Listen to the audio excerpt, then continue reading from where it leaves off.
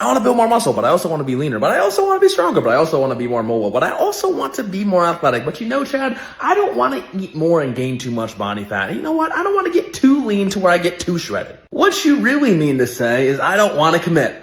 Because as long as you get to run in these circles and say that you want all of these things at once, you don't get to make a decision. You don't get to decide. And as long as you don't get to decide, you get to act like you don't know what to do.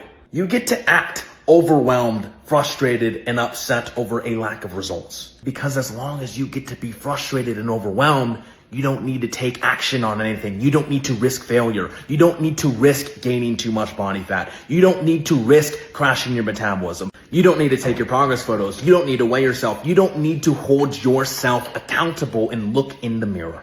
And as long as that's the case, it means that you don't need to change.